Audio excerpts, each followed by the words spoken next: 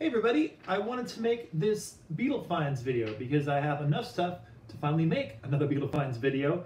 So here we are. If you'll notice, I'm doing this in the evening time, which is a little bit different. And I also have a light now, a new light pointing at me. So you'll have to let me know if this is better or worse or, I don't know, the same as usual. Let's get right into it. So I have 4 records and 1 book.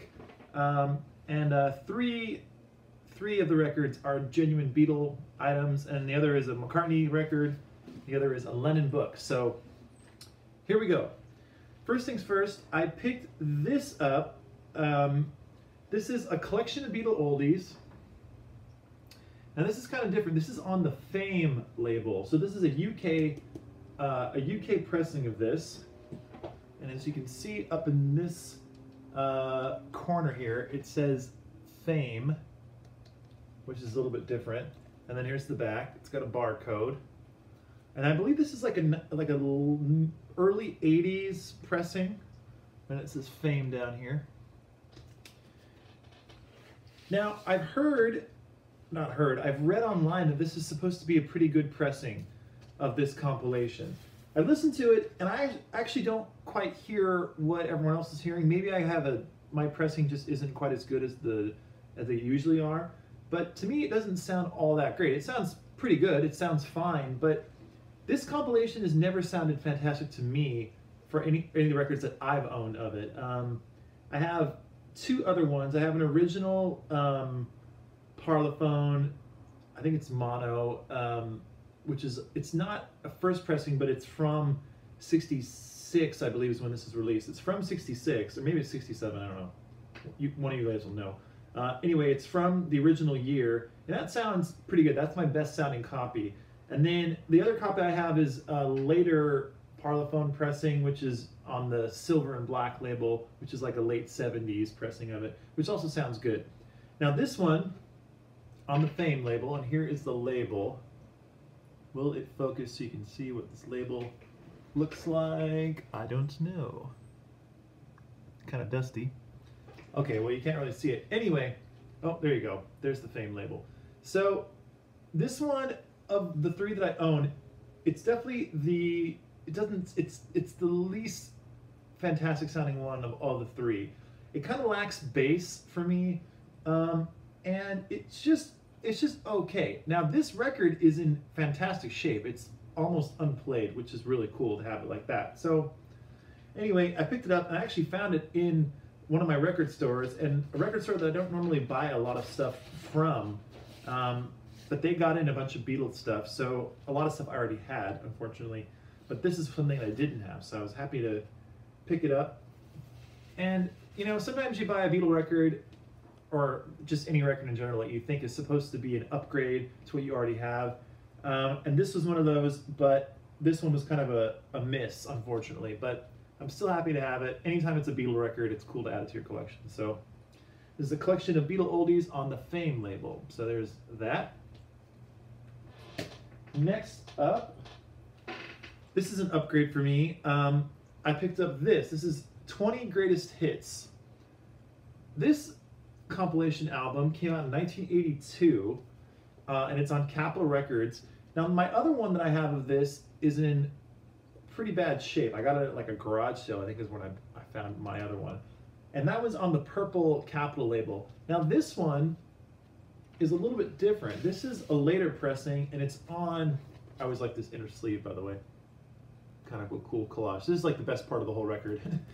Right here is the inner sleeve. This is on the Capitol Rainbow label. And again, this is in really nice shape. This is a later pressing because it's on the Rainbow label.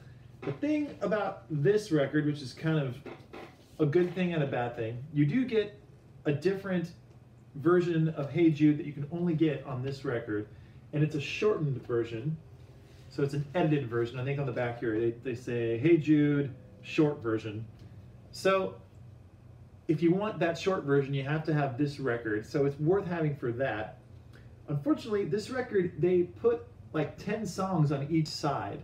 So the quality, the fidelity of this record is pretty poor, There's like not a lot of bass, because in order to have bass you have to have pretty like wider grooves. So the grooves are pretty thin to fit everything on there. And it's pretty quiet, unfortunately, so you have to really turn up your stereo to get a good volume going on this record. But this is in fantastic shape, and it was for a really good price, so I was happy to upgrade it to my collection. So yeah, that's the Beatles 20 Greatest Hits. Next up, I just bought this tonight. Just got back from Barnes & Noble. I was at Barnes & Noble because I was looking around, looking for a certain book that they didn't have. So then I went down to the record section, which I don't do a lot because I don't really generally like buying a lot of records from Barnes & Noble. But I was down there and they had this for 20 bucks and I don't have it, so I figured I'd pick it up. This is Let It Be. And this is from the 2012 release, and this contains the 2009 digital remasters on it. So I didn't have this specific pressing from the 2009 masters, and I think now I have all of them except for A Hard Day's Night. I don't have A Hard Day's Night, and I don't have Beatles for Sale. Eventually I'll get them. They're pretty common, pretty easy to find. I just don't ever feel like spending the $20. This was $19.99. I figured it was time to just pick it up. I did it. The cool thing about this was it was made in Germany, so said the sticker, which was on the back, which I now have affixed to the inner sleeve here.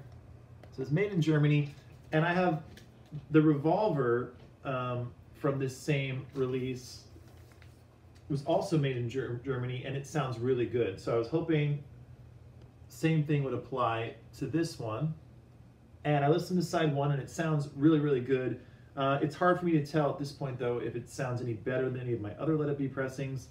I have a lot of pressings of Let It Be. I think this is my 11th, possibly, maybe 10th. But I'm happy to add to the collection, and it's very, very common to pick up these 2009 remasters. They're all over the place. So just figured it was about time to add it to the collection. So here it is, Let It Be. Now, for the last record, I picked this one up at another record store that I go to quite often. I go there almost once a week. This is an upgrade for me too. This is Paul McCartney and Wings' London Town, and this was still in the original shrink, and I really made a huge mistake. When I got home, I took it out of the car, and for some reason it got caught on like the seatbelt or something, and the shrink like tore down the middle. So the shrink is off of it now, but it's in like really, really nice shape.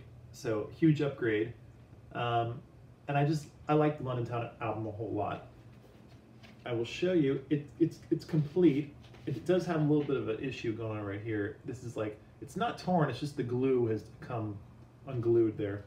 But it's a complete London Town. You get the poster, which I won't take out the whole thing because I'm sure you've all seen this poster a million times. But this poster is in really nice shape. And I'll do it a little bit just to show you there's the bottom. And there is something on the other side. There's like a collage of them when they were on those boats recording the record.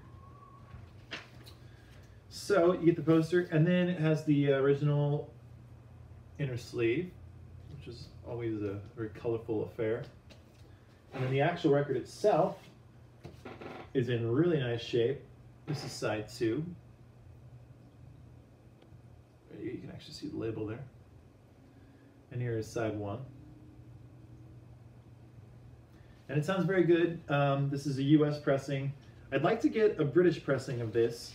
Ever since I got that Bound on the Run British pressing, I really see the difference of the British pressings of the Wings albums.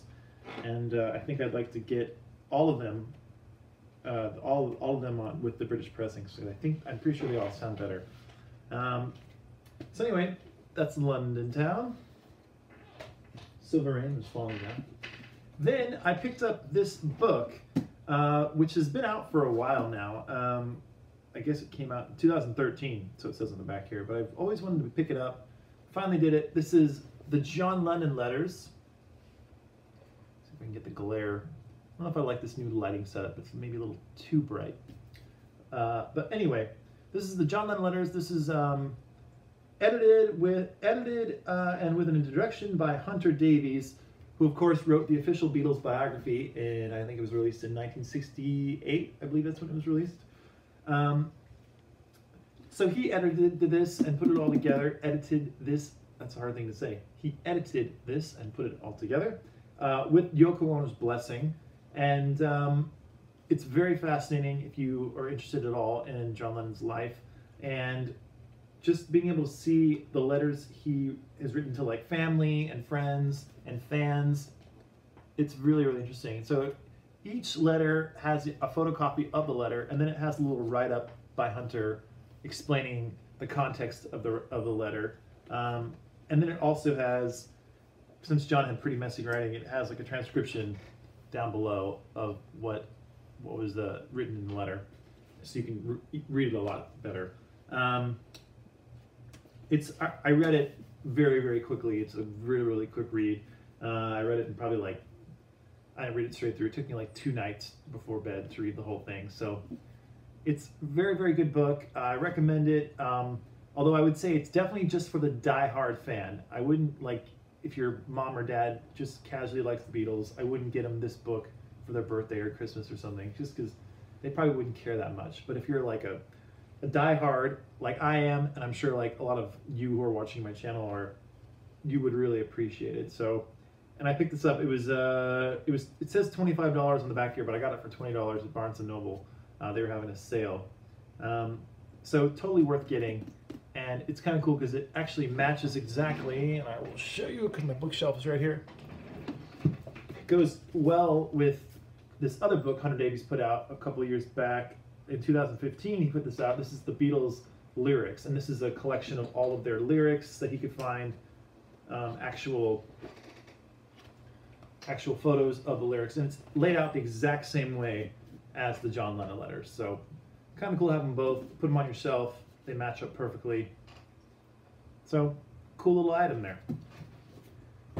That's it for now, and I'm still really excited for the White Album 50th anniversary to come out. Haven't pre-ordered mine yet, but I'm going to probably tomorrow. I'm going to pre-order the 6-disc deluxe edition of it, and then I think what I'm going to do is, which might be a little risky, I'm going to try to get the 4 LP version of it in one of my record stores, just to have a little bit of excitement on the day it's released. See if I can actually find it. So that's it for now. Thank you for watching my video. And by the way, I also, a couple weeks back, I think it was, I surpassed 700 subscribers, which is so cool. And I really want to thank all of you and all of my new subscribers. Thank you so much for checking out my channel and enjoying what I put out. I love collecting records. I love talking about the Beatles, and it's so much fun for me to do. So it's just fun. So I hope all of you that are watching my channel get as much fun out of it as I get into making the videos. And I'm not trying to be all that serious about all of it. So if some of you sometimes comment and, you know, gets a little bit heated in the comments sometimes with like, they think I'm this like serious authority on the Beatles. I'm not. I don't claim to be. I don't want to be. I'm just a fan, probably like all of you. I love collecting, love talking about them, love creating relationships with a lot of you who also make videos. It's fun to talk to you guys and girls and get to know you. So that's it for now. All right, we will. Well, we won't do anything, but maybe you'll see a new video very soon. For now, here's John Lennon with his eyes closed, getting closer to you, closer and closer, maybe too close. Let's go back there. Okay.